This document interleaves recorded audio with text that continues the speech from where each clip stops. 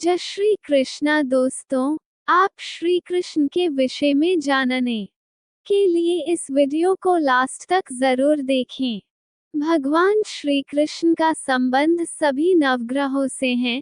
सबसे पहली बात, वे परब्रह्म परमात्मा हैं। कृष्णस्तु भगवान स्वयं, यानी कि श्री कृष्ण स्वयं भगवान हैं। भगवान विष्णु के 24 अवतारों में एक हैं, साथ ही इन्हीं से सृष्टि का सृजन हुआ है। माना जाता है कि जो श्री कृष्ण की शरण ले लेता है, उन्हें किसी प्रकार का कोई कष्ट ग्रहों द्वारा नहीं होता। चूंकि ज्योतिष में नवग्रहों का महत्वपूर्ण स्थान है, हम सनातन काल से ही नवग्रहों को प्रसन्न करने के लिए विविध उपाय करते आ रहे हैं। नवग्रहों को गहराई से जानने पर एक रोचक बात निकलकर सामने आती है कि सभी ग्रहों का श्री कृष्ण से कोई न कोई नाता अवश्य ही जुड़ता है। सूर्य ग्रहों में राजा माने जाते हैं। श्री कृष्ण भले ही चंद्रवंश में अवतरित हुए हो, किंतु त्रेतायुग में राम जी के रूप में उन्होंने सूर्य वंश में ही अवतार लिया था। इसलिए सूर्य भगवान श्री कृष्ण जी के भक्त को पीड़ा नहीं देते। वहीं दूसरा संबंध ससुर और दामाद का है। श्री कृष्ण की अष्टपटरानियों में से एक यमुना जी सूर्य की पुत्री हैं। इस नाते से सूर्यदेव कृष्ण जी के ससुर जी होते हैं। चंद्रमा इन्हें द्विज कहते हैं क्योंकि उनका 2 बार जन्म हुआ। एक जन्म तो ऋषि कर्दम और अनुसुईया के यहाँ हुआ और दूसरा जन्म समुद्र मंथन के समय हुआ। चंद्रमा जी भी लक्ष्मी जी, ऐरावत आदि 14 रत्ना के साथ प्रकट हुए। लक्ष्मी जी और चंद्रमा समुद्र से उत्पन्न हुए, इस कारण सहोदर होने से भाई बहन हुए।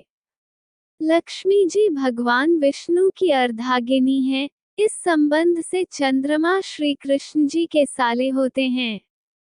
मंगल ये भूमिपुत्र हैं, साथ ही कृष्ण की अष्टपटरानियों में से एक सत्यभामा भी भूदेवी हैं।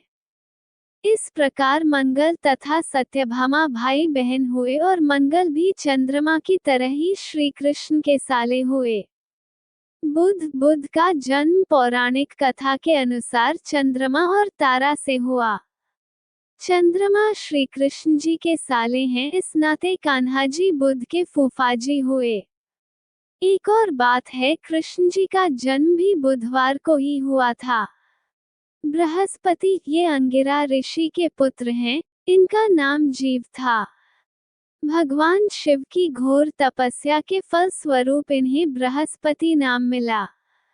ये देवताओं के गुरु हैं और कृष्णम वंदे जगत गुरुम।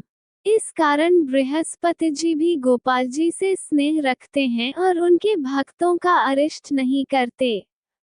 शुक्र ये भृगु ऋषि के पुत्र हैं, इनको कवि तथा भार्गव भी कहा जाता है।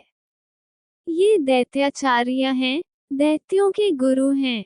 वामन अवतार में भगवान ने शुक्राचार्य जी की एक आंख पधरा दी थी, तब से ये भी श्री कृष्ण के भक्तों से दूर रहते हैं।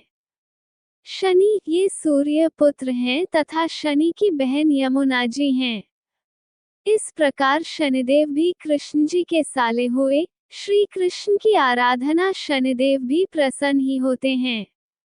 राहु और केतु की उत्पत्ति के कारण ही भगवान का सुदर्शन चक्र है।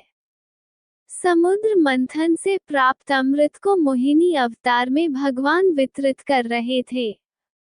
वितरण इस प्रकार किया जा रहा था कि देव पंक्ति में ही सारा अमृत पूर्ण हो जाए। इस बात को स्वरर भानु दैत्य समझ गया और सूर्य और चंद्र के मध्य में देव पंक्ति में बैठ गया। सूर्य चंद्र को संदेह होने पर भगवान विष्णु को बतलाया, परंतु जब तक चक्र सुदर्शन सिर धड़ से अलग करते, वो अमृत पान कर चुके थे, इसलिए राहु केतु हो गए। आज भी ग्रहण के समय सूर्य चंद्र को ग्रसने का प्रयास राहु केतु करते हैं, परंतु भगवान के समीप आने की उनकी हिम्मत नहीं है। इस कारण राहु केतु भी कृष्ण भक्तों से दूर रहते हैं।